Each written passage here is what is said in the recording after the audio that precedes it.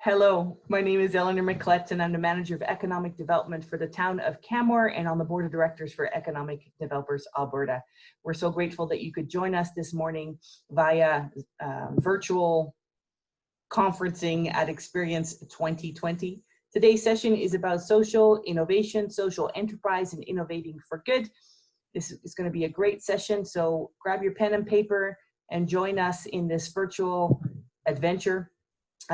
We first of all want to start by saying thank you to BDC for being our sponsor for today's session. I'd like to invite Craig Ryan to come and say a few words about BDC and introduce the panelist for today.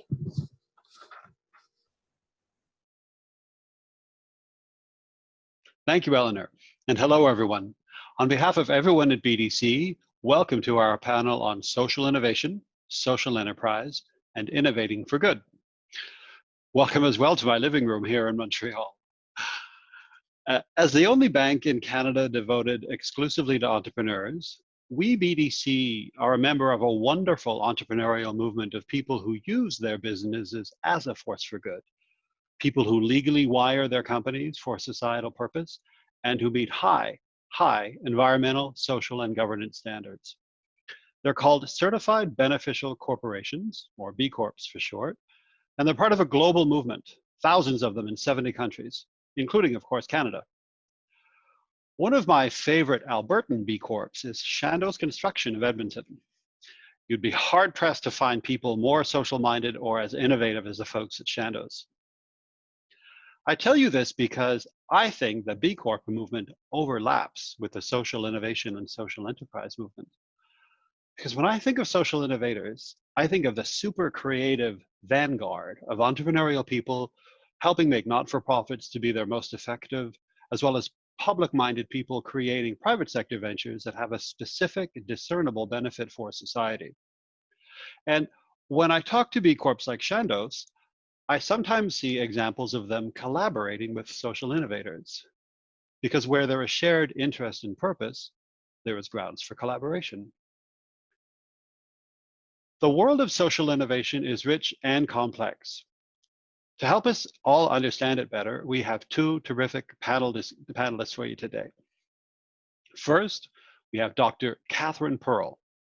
Catherine is Mount Royal University's first tenured track professor of social innovation and is the person there helping design many of its new courses. She is a 20-year veteran of the private sector who has also spent lots of time in the not-for-profit sectors, including working as a president and CEO of a registered charity, which operated a social enterprise. Most people have careers in one sector and dabble in another. Catherine is unusual in that she has deep, varied experience in both, and this makes her brain an unusually good one to pick. Our second panelist is Ken Merkel. Ken is the managing director for ExoExecute and the lead on the Edmonton Singularity University chapter and the Edmonton OpenExo meetup community. Both of these communities focus on building a better future for all by using disruptive technologies to solve global problems. Remember my mention a little earlier of creative vanguard? Ken is one of them. Ken works to connect local organizations with global experts to shift mindsets and business models to thrive in the disruption that defines our time by finding the opportunity and helping solve global problems. Ladies and gentlemen, I believe that with Catherine and Ken, you are in very capable hands today. Thank you.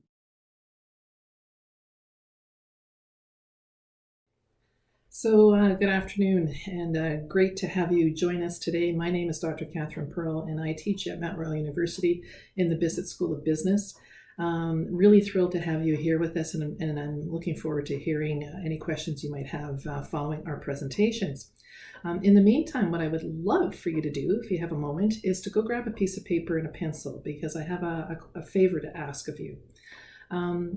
So now, hopefully that you've grabbed that piece of paper and a pencil, I'd like you to take a few moments and write down what you believe the world's greatest challenges are today, the top 5, just whatever comes to mind first. No priority, I'm not going to grade it, so don't worry about that. It's really just to kind of get you thinking about some of the work that I've been looking at over the last couple of years. There's no right answer. And again, I think you might find it interesting because I'm going to share some research with you on exactly this. And so as you're writing down your list, I'm going to tell you a little bit of a story about how why this question has become so interesting and important to me. And so in 2015, so 5 years ago, I was teaching a course at the business school called Society, Enterprise, and Innovation. I had 37 students in the program, most of whom were graduating with a Bachelor of Commerce or a BBA at Mount Royal. And I asked the students to do pretty much exactly what I've asked you to do, although they had to create a list of 10. So over 3 classes, they had to individually come up with their list. They then had to form groups and negotiate the top 10 list for the group. And then once that group list was determined, they then had to go out and find 10 solutions, really solid solutions or potential solutions to those 10 issues that they had identified. And then as a class, they had to come up with what are the 10 most serious, most challenging issues going on in the world at the time. Again, this is 2015, and what are some decent solutions to that. So what I have to say is when I looked at the results from this assignment, I was gobsmacked, to be honest with you. I was really surprised because, of course, I had thought about how I would have answered those questions when I was a BBA student many, many years ago. And my answers would have been very different than what the students in my class had answered. And it really struck me as amazing. And made me start to think about maybe there's a change in the type of students that are coming into these business classes. Because part of this as well has been my observation over many, many years. The business students really have had a bit of a bad rap.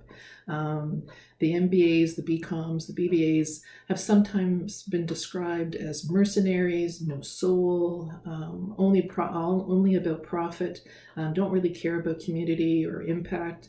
And really what comes to mind is, of course, Wolf of Wall Street kind of persona emerges. And what was it that Michael Douglas had said? It was greed is good. And so that's kind of, I think, informed some people's perspectives of business students. And so in a situation where you have these two conflicting perspectives, what I think I would have expected the students to write and what they did indeed write, you have to do something about that. You have to kind of make it fit. And so I spoke to a colleague of mine, and Dr. Brent Oliver, also at Mount Royal. He teaches in the Faculty of Social Work. And I said to Brent, I said, gee, there's something here now. There's a nugget of research that I think needs to be done. And so what we ended up doing is we created a workshop, which we made available to 2 social work groups and then 2 business classes. In total, there were 109 students that participated, and 84 agreed to actually become part of the research study. And what was so interesting is, again, this was done in 2016, was where the province was when these students were participating in this workshop. So in 2016, the province was in pretty good shape. We certainly didn't have a pandemic that we were dealing with, and the economy was actually pretty solid as well. But again, things were different back then as they are today. And so what I'd like you to do is look at your list, if you've had a chance to pull that together, and see what my students basically wrote. And although this slide is very busy, what it does tell you is of the 84 students, and it basically demonstrates or shares with you the frequency distributions of their responses. What it basically identifies, and what blew us away, to be honest, is the fact that there was no statistical difference between business students and social work students in terms of the challenges that were identified. This floored us, to be honest. The other thing that was quite unusual, or that was surprising for us, was the fact that the number one challenge that was identified, again, this is 2016, and it wasn't really on my radar, I'll be honest.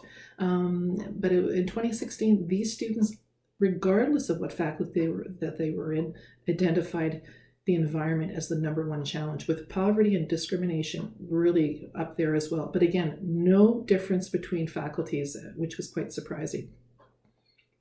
So the reason why I'm telling you that story and sharing this research is the observation that many educators in higher education institutions have had over the last few years is the fact that students have changed, interests are very diverse, and their lived experiences are also quite diverse versus, say, those of us that went to school 20 and 30 years ago.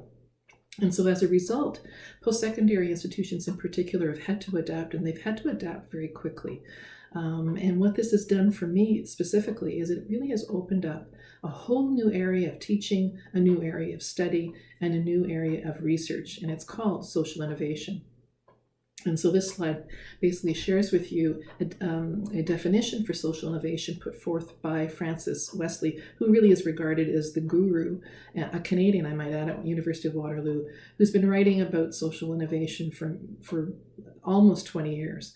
And she basically identified social innovation as an initiative that challenges over time the beliefs or authority flows within broader systems.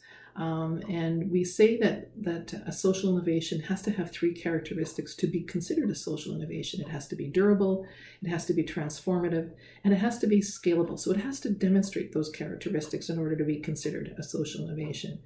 And sort of in the short definition that we often refer to is basically a social innovation is something which meets an unmet social, cultural, or environmental need.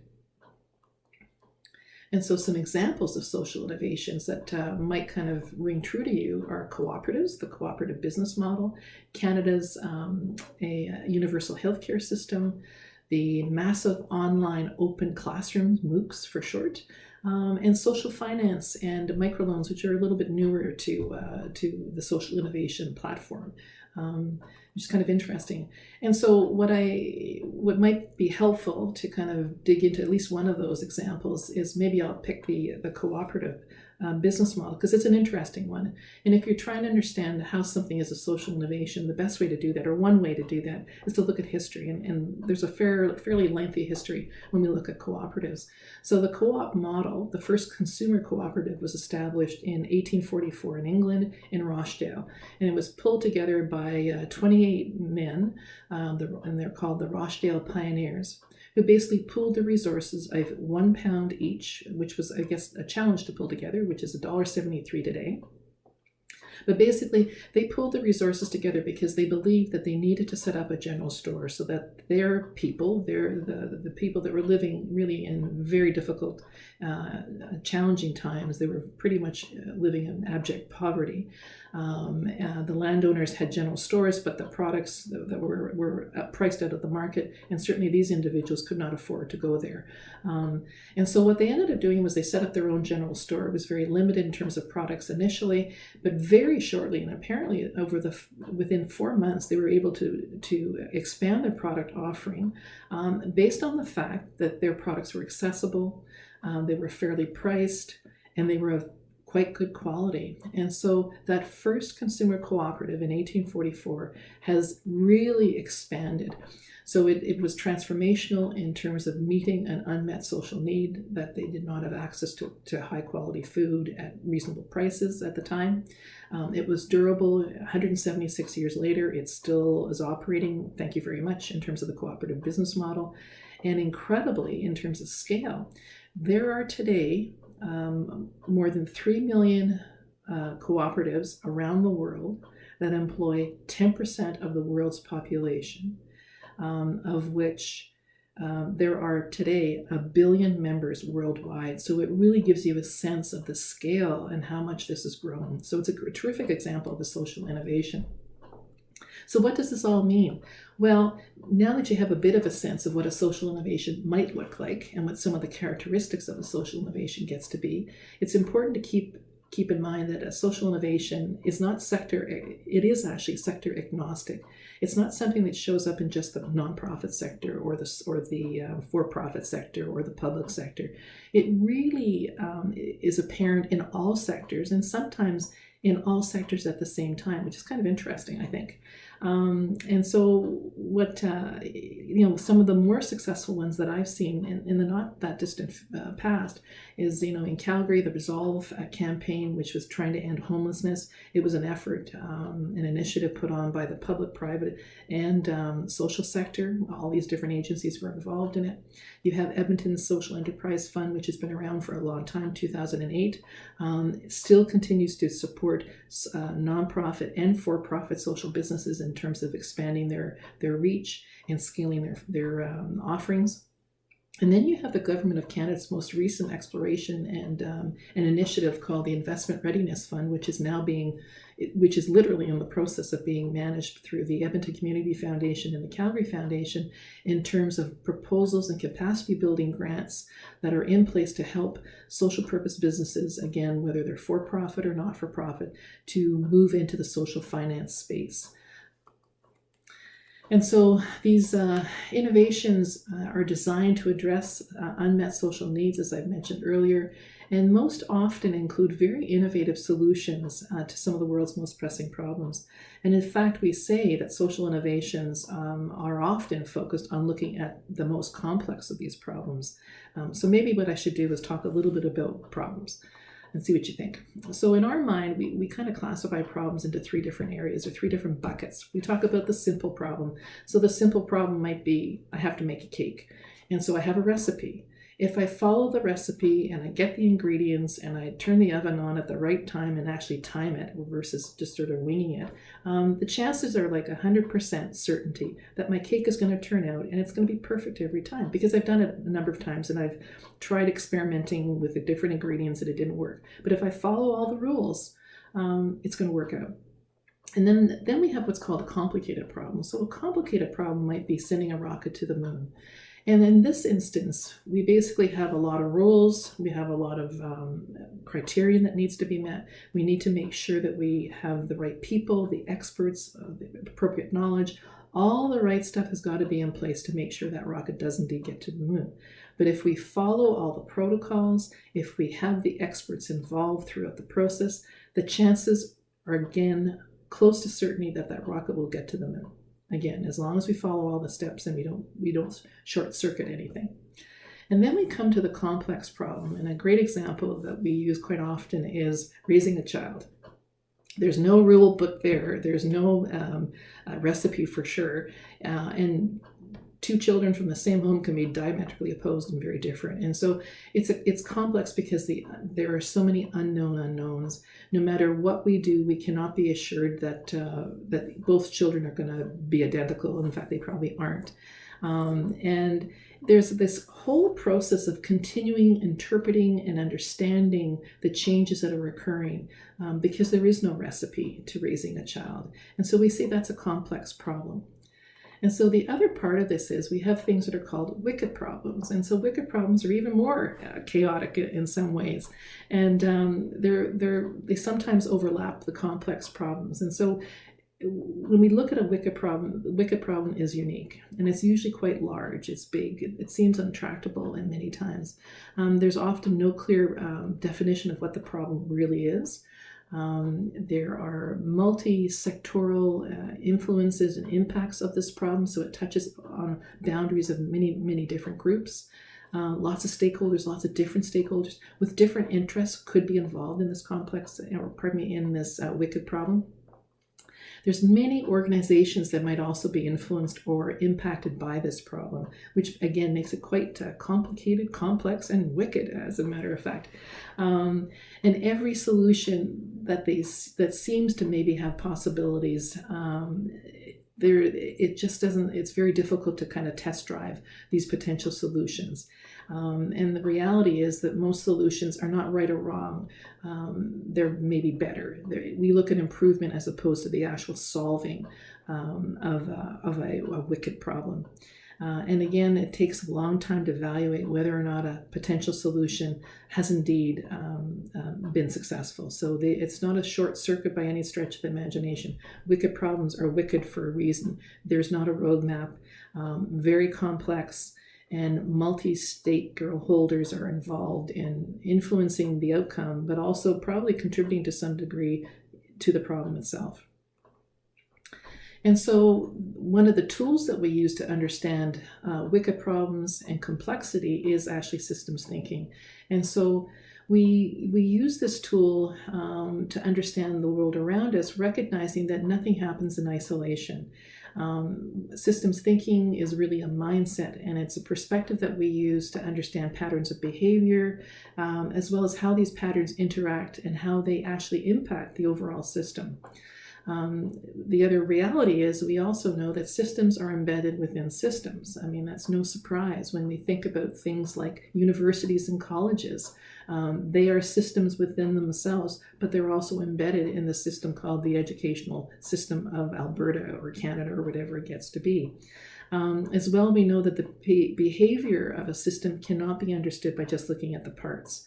You have to start really understanding the interrelationship of the parts as they basically form the system, and they impact the system as they operate in the manner in which they have been patterned.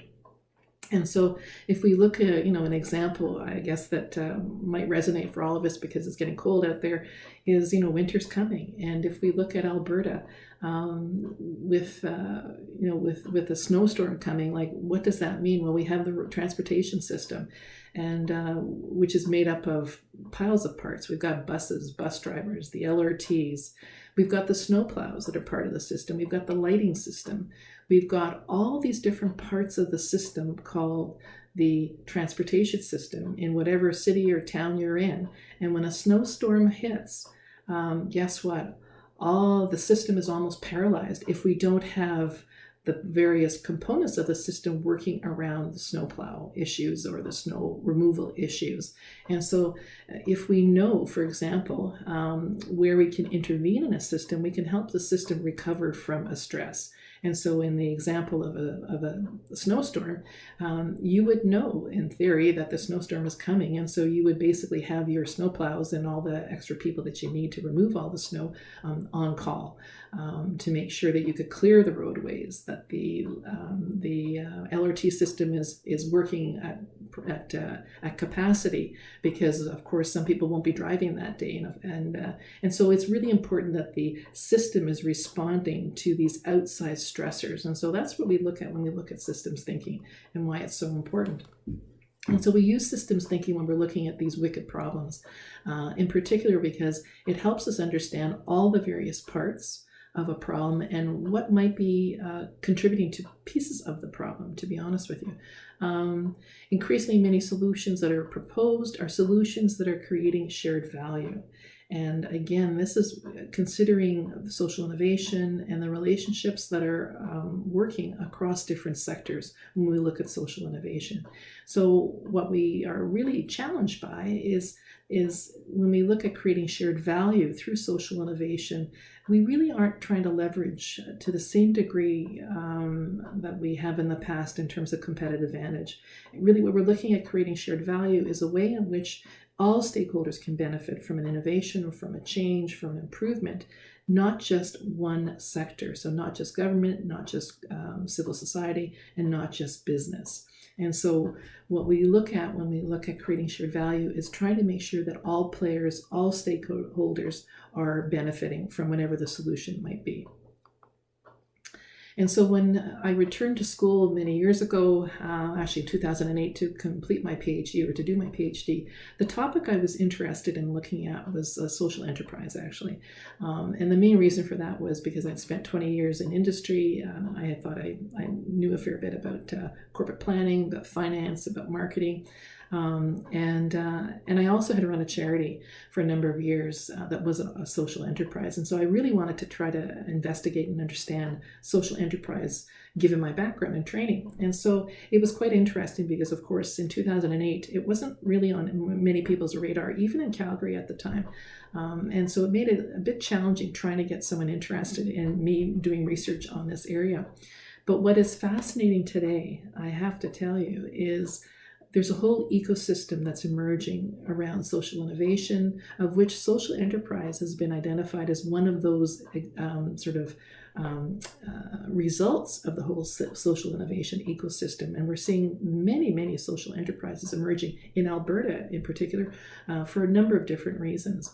But when we look at social enterprise, we really look at where profit meets purpose and where value is created for all sectors, not just one sector. It's where impact is measured, not just in financial returns, but in social, environmental, or cultural returns. And for me, this really has been the promise of how I think social enterprise is really breaking down the silos that we've seen in the past that's really prevented or prohibited public, private, and social sectors from working together to solve some of these challenges that are in front of us. And let's face it, COVID being one of them. Anyways, I think that's where I'm going to stop for now. I'm really excited to have been here to share with you my perspective of where we're headed, what we're looking at. It's an area that I'm very passionate about, as you can tell, but I think I've already gone over my 20 minutes. And if I say anything else, I might bore you too much. So I'll just leave it here.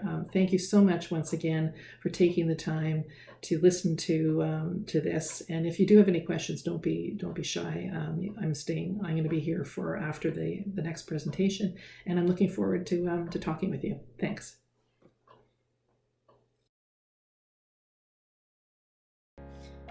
So what is social innovation? Well, as you can see, it's a broad topic that crosses a lot of components of life around the globe. But basically, we think of social innovation in two streams.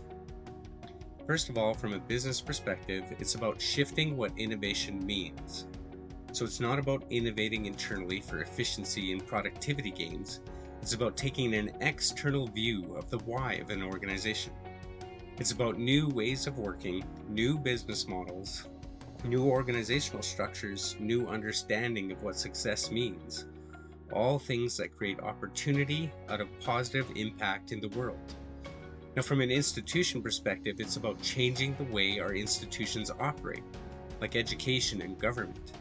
Recognizing that they're still running on over a century-old ideas and they need to innovate quickly to adapt to a new world so we can remain relevant on the global stage. So why is this important now? Well, the world is changing faster than ever before for a host of different reasons. From a huge increase in technological advancement, new business models, societal changes, and global changes. The level of change that we will endure in the next 10 years is not something humans have been prepared to handle. Since the beginning of time, much of our biology and internal chemistry focuses on risk aversion and avoiding change in the unknown. That's what kept us from being eaten by lions in the Serengeti. Now, it's expected that we are going to experience more change in the next 10 years than our parents experienced in their entire lifetime. This level of change puts tremendous strain on our current businesses, our institutions, and even our governments because, like I said, they're running on century-old thinking. We need to drive relentlessly forward with innovation to imagine new futures. So we're now in what's being called the fourth industrial revolution. Now, the name doesn't really make sense, as this revolution isn't so much about the industrial revolution, but a human/technology hybrid revolution. The last three industrial revolutions consisted of one or two significant advances in technology or business models. This time, we have more than 20 different technologies that are doubling in performance and cutting in half cost-wise every couple of years or so. Now, on top of that, the landscape of business is changing dramatically. So far, most of our businesses have been based on a scarcity model, meaning that if you had a scarce resource, it had value and you could profit from it. Now, technology is advancing to a point that is being democratized. Now, that means it's removing the entry barrier for new competitors, not only for big tech companies like Google and Apple and Amazon, but even for young people in developing nations and people working out of their garage. Innovators that are taking advantage of technology democratization aren't just applying the technology. They're applying the technology through new business models, models based on abundance rather than on scarcity, that leverage and manage that abundance. And we're going to see more and more industries having to move into this space if they want to thrive. Now, if this was just a bunch of exponential technology advancement happening all at once, it probably wouldn't be as big of a deal. The big deal comes when you realize that these technologies are cross-pollinating in ways that are difficult for us to imagine. As well, these technologies are likely not just disrupting our businesses. They're going to integrate with us as humans in a way that could fundamentally change humankind. Now, from a business perspective, this massive amount of disruption can be an extremely scary thing if you choose to ignore it and pretend nothing's changing. And right now, many of our most profitable industries are on the edge of being disrupted. They need to be reimagining their futures. Only by accepting that disruption is coming and innovating from a system-wide perspective, we'll be able to thrive, not just for our organizations, but for the whole of humanity. If we look at our institutions, they need innovation more than ever. Many of our current institutions were built over a century ago for a budding mass manufacturing society. Now, our schools are still using methods aimed at teaching our youth how to become cogs in an assembly line. But these jobs are gone or going, and they're going to be taken over by technology. And for the most part, our youth aren't really interested in that kind of work anyways.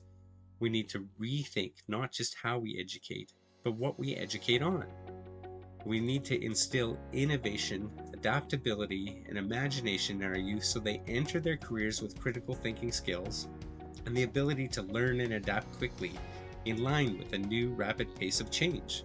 We also have to reskill a lot of our current workers, and our education system is just not set up to do that. I mean, even our governments that have spent a fortune on what's called digital transformation are still using paper forms and accepting faxes as a viable form of communication. All they did was move what existed on paper into downloadable digital format. What we really need is transformation into new ways of working, new ways of interacting, new models of business, not just digital transformation. We need to be innovating the entire system. And for the government, that means going right back to the root of government's purpose, which is the well-being of society. Now, no business and no institution, even no government, is immune to the disruption coming. So we need to start rethinking our organizations for an entirely different world. And we need to start now. So how much could really change in 20 years? Well, this is a picture of a typical office 20 years ago. And this is that office today. Almost every aspect of that office has been demonetized and democratized and put into our computers or our phones. Now we can do everything that was done in that office from anywhere. And to be honest, which we're finding with COVID, we don't even need the office anymore. So clearly COVID is an accelerator of this pace of change. Even though we're meeting less in person and there's less travel, the world's gotten even smaller. It's the new normal to work across the globe in ways that was just never accepted before, although it was possible with the technology. The problem for us is it appears to be accelerating the pace of innovation and change adoption way faster in developing countries than it is in ours.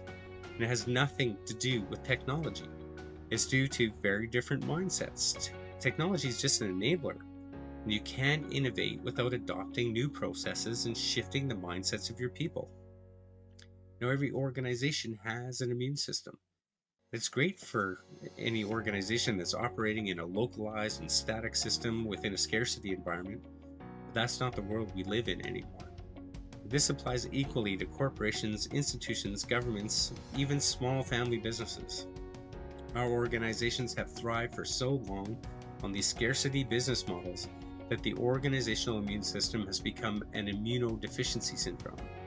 Many organizations have difficulty implementing anything really innovative because they aren't taking into account that change comes through people, processes, and technology in that order of importance.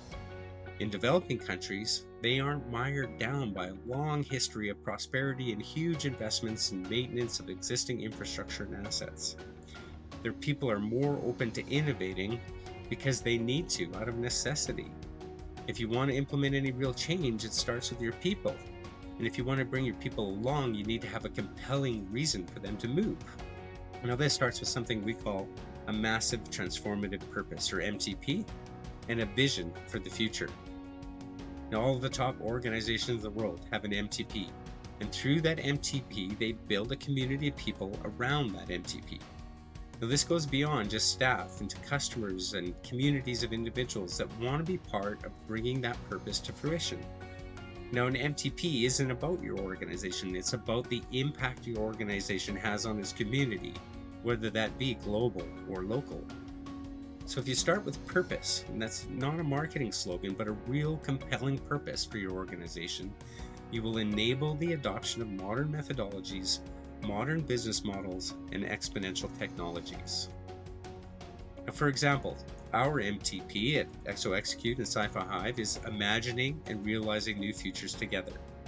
And because transformation and innovation is our bread and butter, when COVID hit, we were able to adapt and pivot quickly. Now, this didn't change our purpose, but it did allow us to expand our purpose from local to global in scale. And we were able to convert our in-person methodology to an online methodology overnight and provide an engagement at a global conference right at the beginning of the pandemic. Now, not only were we able to move our processes online, but the resulting experience is 10 times better than the in-person experience was. Now, since April, we've ran our program with people from over 50 countries. We brought people together to reimagine everything from education to long-term care, to data monetization, even to the future of work itself. Now, no longer is innovation something that's available only to large corporations, governments, and developed nations. Any organization has the capability to innovate for good and have real impact in their community or even globally.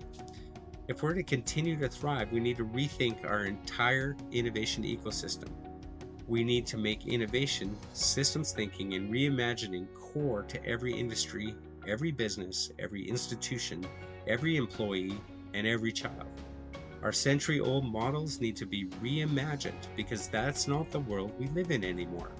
We need to accept that technology will bring abundance to the world, whether we want it to or not.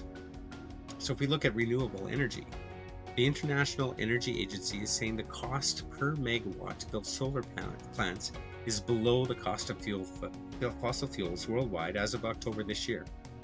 This will create an abundance of clean energy, and it will be through models that make the current systems obsolete. For example, in my house, in 2018, I got a quote for solar, and it was almost $70,000 for the system, and it only meets 70% of my energy needs. And on top of that, there really weren't any financing options or incentives available in my area. Now, I just got a quote a few days ago, and I can now get a system that meets 80% of my energy needs, and the price is less than a half of what it was just 2 years ago. It's down to $26,000. And it won't be long before energy production is demonetized, and the current energy business models will start to fail. Instead, we need to look at where we can innovate from a social perspective. How do you change your model from selling a scarce resource to ensuring everyone has access to an abundant resource? Rather than fight the change, look for the opportunity in it. Once the resource is abundant, then you need to look at innovative business models to increase storage, transmission, and resiliency. And we're seeing the same abundance possibilities occurring in our institutions like education, in the transportation industry, in food production, in manufacturing, really in every industry. Now, business will shift from producing a scarce resource to getting the resource to where it needs to be as easily and efficiently as possible. So why is it important for Canada to start thinking of innovation from a social innovation perspective? Only by looking forward with new methodologies and innovative ways of thinking can we truly transform. Now, here's a great quote from Marshall Goldsmith that applies to us right now. What got us here won't get us there, or won't get us to where we need to be able to thrive in this new world. We can't get to the future state we want unless we're willing to let go of what got us here and imagine new possibilities. And if we don't, we're in for a significant shift in the globe. Now, earlier I spoke about SciFi Hive process. Now, since going online at the beginning of COVID, we've had the opportunity to run several global sessions. Like in one case, we had over 18 different countries in one session. And what we learned is important for Canada to know. Many institutions and industries in developed areas of the world are accepting change far faster than we are. And because of democratization of technology and their lack of legacy biases, they are focused on social innovation, really out of necessity to make life better for themselves. And they're going to leapfrog us in coming up with new and innovative ways to tap into the abundance coming. If we want to remain competitive in this new world, we need to start now. We need to rethink what innovation means and take a more global perspective on our purpose in the future of this world. We need to accept that the world is changing and we have to change with it. Now, we have the talent and the resources. We just need to be willing to accept the challenge.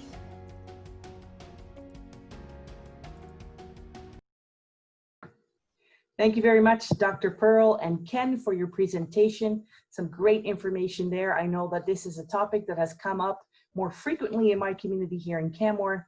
And so I'm going to take these learnings today and apply them to my community. Thank you for BDC for sponsoring today's session. We'd now like to invite you to join us in the Zoom room. All you need to do is click on the link below for some Q&A, live Q&A. Hope to see you there.